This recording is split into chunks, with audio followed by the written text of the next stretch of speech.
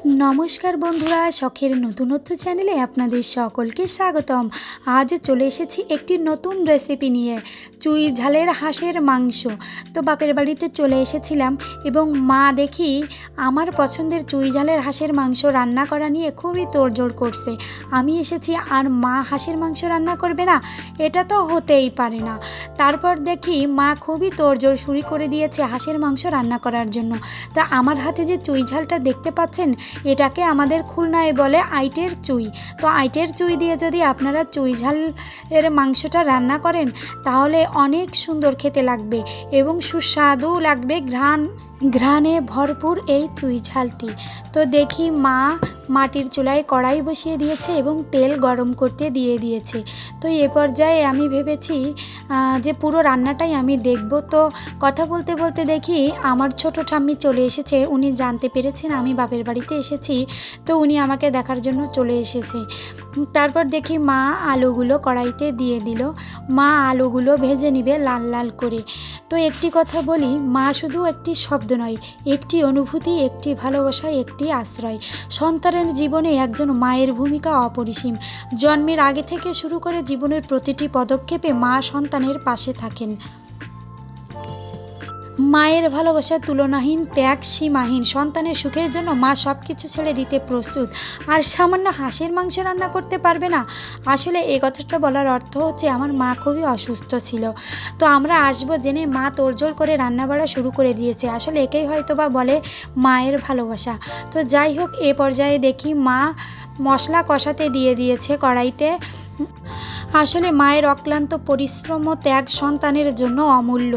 তো মা দেখি এ পর্যায়ে মশলা কষানো হয়ে গিয়েছে।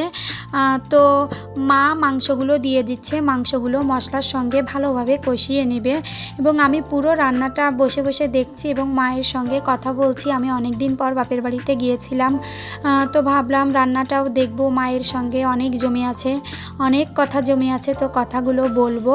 তো মা দেখি মশলা এবং মাংস খুব ভালোভাবে কষিয়ে নিচ্ছে।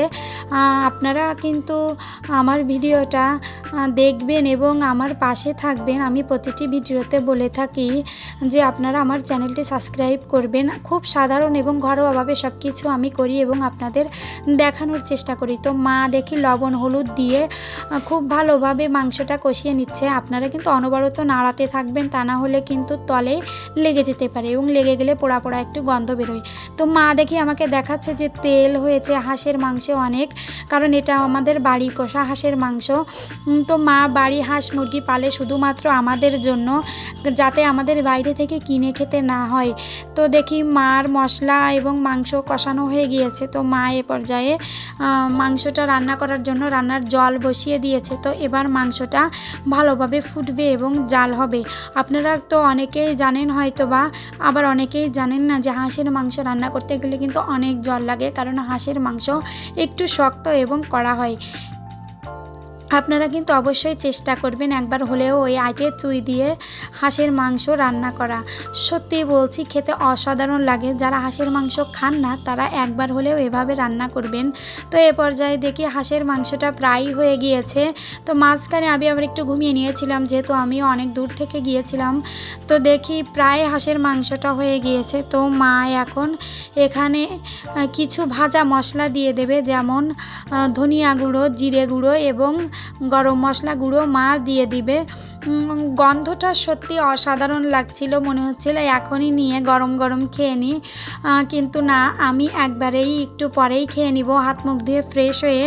তো দেখি রান্নাটা প্রায় শেষ হয়ে গিয়েছে এবং মা গরম মশলা দিয়ে এখন রান্নাটা নামিয়ে নিবে। মশলাটা দেওয়ার পর মা একটু সুন্দর করে নাড়াচাড়া করে নিচ্ছে। তো হাঁসের মাংস রান্না হয়েছে এবং শীতকালও পড়ে গিয়েছে। তো বাপের বাড়িতে এসেছি, পিঠা খাবো না, এটা তো হতে পারে না। তো আমি মাকে বলছিলাম, মা হাঁসের মাংসের সঙ্গে যদি একটু চিতই পিঠা হতো তাহলে কত ভালো লাগতো। তো মা বলল যে তোমরা আসবা, হাঁসের মাংস রান্না করব, পিঠা করব না, এটা কিভাবে ভাবলে? আসলে সত্যি মা বাবা, মেয়েরা যদি বাড়িতে আসে তো মা বাবা সত্যি পাগল হয়ে যায়, কি করবে, কি খাওয়াবে, জামাইদের কিভাবে আপ্যায়ন করবে। তো রান্নাটা কিন্তু প্রায়ই শেষ হয়ে গিয়েছে। এবার দেখি মা পিঠা বানানোর জন্য শোরগোল ফেলে দিয়েছে। তো চিতই পিঠাটা একটু রাতেই তৈরি করেছিল, যার জন্য ভিডিওটা একটু হয়তোবা অস্পষ্ট হতে পারে। তো মা দেখি চিতই পিঠা তৈরি করার জন্য গোলাটা গুলিয়ে নিচ্ছে। তো একটি কথা বলি, আমার চ্যানেলটি যদি আপনাদের ভালো লেগে থাকে তাহলে অবশ্যই সাবস্ক্রাইব করবেন, এবং কে কে হাঁসের মাংসের সঙ্গে চিতই পিঠা খেতে চান অবশ্যই কিন্তু কমেন্ট বক্সে জানাবেন। এবং আমার বাপের বাড়ি কিন্তু খুলনাতে, তাই হাঁসের মাংস তো আমাদের জন্য থাকবেই। চুই ঝালের হাঁসের মাংস সত্যি অসাধারণ, সাথে যদি থাকে চিতই পিঠা। তো আপনারা কে কে খেতে চান অবশ্যই কিন্তু জানাবেন এবং চলে আসবেন, আমি আপনাদের চেষ্টা করব খাওয়ানোর জন্য। তো দেখি মা কত সুন্দর করে পিঠাটা তৈরি করছে মাটির চুলাতে, এবং মাটির পিঠা বানানোর শাঁসে, অনেকে আছে লোহার শাঁসেও তৈরি করে, তো আমার মা এটাতেই স্বাচ্ছন্দ্য বোধ করে। তো মা দেখি অনেক সুন্দর করে ঘুরিয়ে ঘুরিয়ে পিঠাটা ঢেকে দিল। আমি এই পিঠা কখনো তৈরি করিনি, তবে আমার খেতে খুবই ভালো লাগে, তো আমি একবার হলেও পিঠাটা তৈরি করার চেষ্টা করব। তো এ পর্যায়ে দেখি এই পিঠাটা তৈরি হয়ে গিয়েছে। তো পিঠা তৈরি হয়ে গেছে, আমি সবার আগেই বাটিতে এক বাটি হাঁসের মাংস এবং পিঠা নিয়ে বসে গেলাম। আমি কিন্তু খাওয়া শুরু করে দিয়েছি, এখন আর আমার কথা বলার সময় নাই। আপনাদের সঙ্গে পরের ভিডিওতে কথা হবে। বাই বাই, ভালো থাকবেন, নমস্কার।